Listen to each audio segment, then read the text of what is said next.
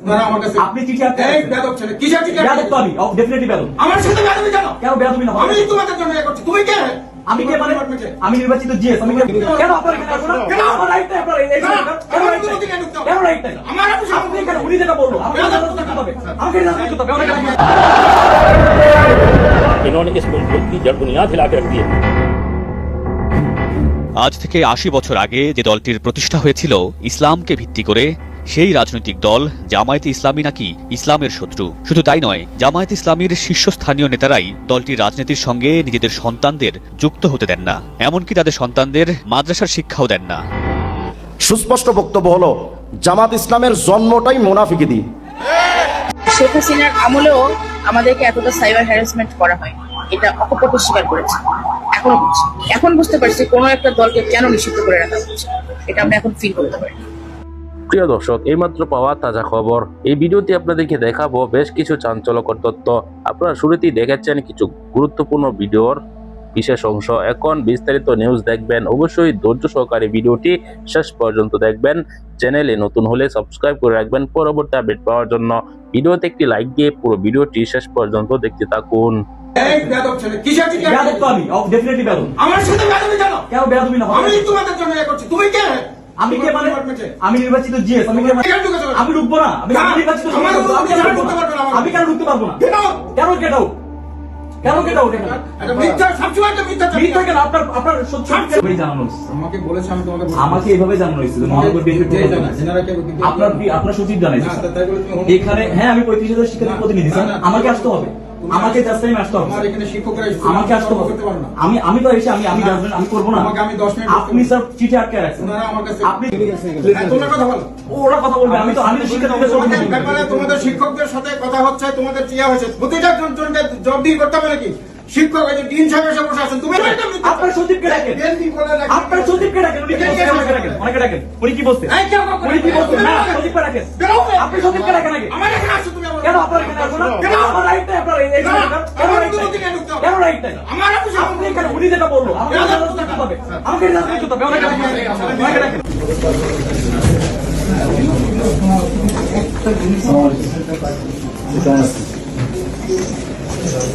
ভাই আসসালামু আলাইকুম স্যার, অফিস টাইমে সব ফালায় আছে, আমি এখানে আসছি, উনি বলছে মহানগর বিএনপি প্রোগ্রাম চলছে।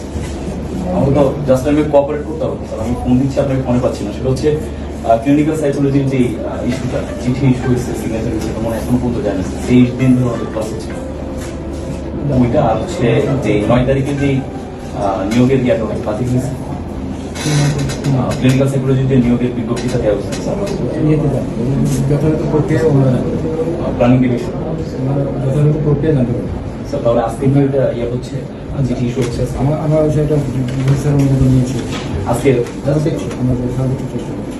আচ্ছা ঠিক আছে, ঠিক আছে মহানগর স্টুডেন্টরা সবাই শুনছে মহানগর বিএনপির এখানে মিটিং চলছে, অনেকে ডাকেন, ওনারা আমার এখানে আসছে, ওনারা 3-4 সপ্তাহ আগে থেকে অ্যাপয়েন্টমেন্ট নিয়ে যেটা হোক আমার স্টুডেন্টের ইমার্জেন্সি ব্যাপারে আমাকে আসতে হবে, অবশ্যই ইমার্জেন্সি, তোমাদের অবশ্যই আসতে হবে। এখানে দাঁড়ায় থাকতে পারি না, এখানে দাঁড়ায় থাকতে পারি না। আমি নির্বাচিত সদস্য, আমি নির্বাচিত সদস্য, আমি এখানে দাঁড়ায় থাকতে পারি না। না, আমাকে পথ দেখানো হয়েছে, বিএনপি প্রোগ্রাম চলতেছে, আমাকে পথ দেখানো হয়েছে। না, তাই হতে পারে না, এটা বিশ্ববিদ্যালয়, এটা বিএনপি প্রোগ্রাম করার জায়গা না, এটা বিএনপি প্রোগ্রাম করার জায়গা না। আমাকে এটা জানানো হয়েছে, আমাকে এটা জানানো হয়েছে। আপনার সচিবের কাছে আপনি আমাকে এটা বলতে পারেন না, আপনি আমাকে এটা বলতে পারেন না। আমি করবো না। আপনি স্যার চিঠি আটকে রাখছেন, আপনি চিঠি আটকে রাখছেন। কিসের চিঠি? বেয়াদব তো আমি, ডেফিনেটলি বেয়াদব। আমার সাথে বেয়াদবি কেন? কেন বেয়াদবি না? আমি তোমাদের জন্য এ করছি, তুমি কে? আমি কে মানে? আমি নির্বাচিত জিএস। আমি কে মানে? ক্লিনিক্যাল সাইকোলজি ওরা কথা বলবে, আমি তো শিক্ষার্থীদের সঙ্গে ব্যাপারে তোমাদের শিক্ষকদের সাথে কথা হচ্ছে, তোমাদের চিয়া হয়েছে, প্রতিটা জনকে জবাবদিহি করতে হবে নাকি? শিক্ষক এই যে ডিন সাহেব এসে বসে আছেন, তুমি এখানে ঢুকেছো? আমি ঢুকবো না, আমি নির্বাচিত, আমি কেন ঢুকতে পারবো না? কেন কেটাও? কেন কেটাও? এটা মিথ্যা, সবসময় তো মিথ্যা। মিথ্যা কেন? আপনার সচিবকে ডাকেন, আপনার সচিবকে ডাকেন, উনি কি বলছেন? আমাকে ডাকেন, অনেকে ডাকেন, উনি কি বলছেন? উনি কি বলছেন? না, সচিবকে ডাকেন, আপনি সচিবকে ডাকেন আগে। আমার এখানে আসছো তুমি? কেন আপনার এখানে আসবো না?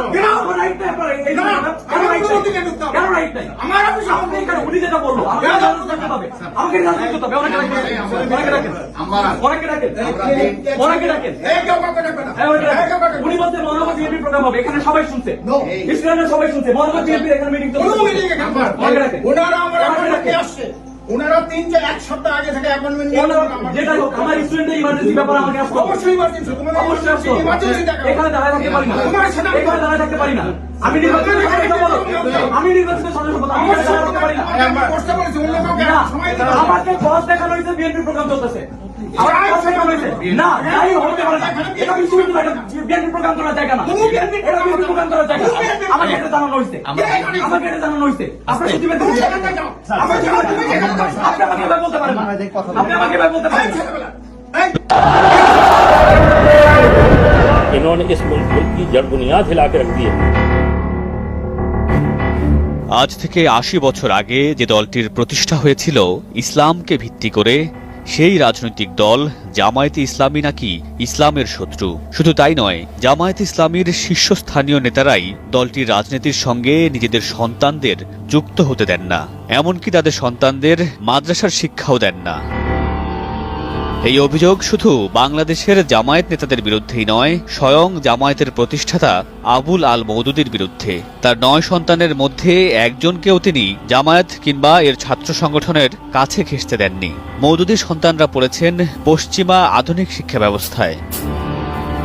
২০১৩ সালে ৩ দিনের সফরে ঢাকায় এসেছিলেন জামায়াতে ইসলামীর প্রতিষ্ঠাতা সৈয়দে আবুল আল মওদুদীর ছেলে হায়দার ফারুক মওদুদী। এক আলোচনায় তিনি বলেন, জামায়াতে ইসলামী বাংলাদেশ প্রতিষ্ঠায় বিরোধিতা করেছিল। সেই দলটি স্বাধীনতার ৪২ বছর পরও কিভাবে এই দেশে রাজনীতি করতে পারে।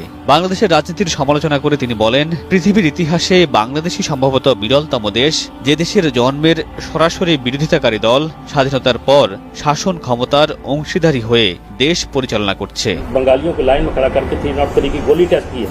इन्होंने इस मुल्क की जड़ बुनियाद हिला के रख दी है। জামায়াতের সমালোচনা করে তিনি বলেন, ধর্মীয় রাজনীতির নামে জামায়াত ভণ্ডামি করছে। আমার বাবা সবসময় আমাদের জামায়াত থেকে দূরে রাখতেন।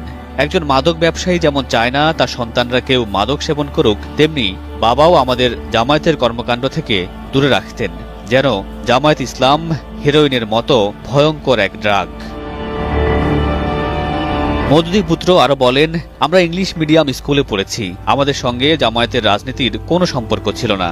এমনকি জামায়াতকে আমরা ভালো রাজনৈতিক সংগঠন হিসেবেও মনে করতাম না, কারণ তাদের ভণ্ডামি আমরা কাছ থেকেই দেখেছি। उन्होंने कभी हमें कोई किताब नहीं दी पढ़ने के लिए कि ये तुम पढ़ो, कभी नहीं दी। ना उन्होंने कभी जमात में शामिल होने के लिए। ১৯৪৭ সালে দেশভাগের সময় পাকিস্তানের স্বাধীনতার বিরোধিতা করেছিল মওদুদী। এ প্রসঙ্গে তার ছেলে বলেন, আমার বাবা পাকিস্তানের বিরোধিতা করেছিলেন। তিনি বলতেন, পাকিস্তান একটি নাপাক ও অপবিত্র ভূমি। অন্যদিকে ১৯৭১ সালে বাংলাদেশের স্বাধীনতার সময় জামায়াতে ইসলামী বাংলাদেশের বিরোধিতা করেছিল। প্রিয় দর্শক, সম্পূর্ণ ভিডিওটি দেখলেন। এই ভিডিও সম্পর্কে অবশ্যই আপনার মূল্যবান মতামত কমেন্টে জানাবেন। পরবর্তী এরকম নিউজগুলো সবার আগে পেতে চ্যানেলটিকে সাবস্ক্রাইব করতে ভুলবেন না। দর্শক, এই মুহূর্তে বিদায় নিতে, দেখা হবে পরবর্তী কোনো গুরুত্বপূর্ণ ভিডিওতে। সে পর্যন্ত ভালো থাকুন, সুস্থ থাকুন। আসসালামু আলাইকুম ওয়া রাহমাতুল্লাহ।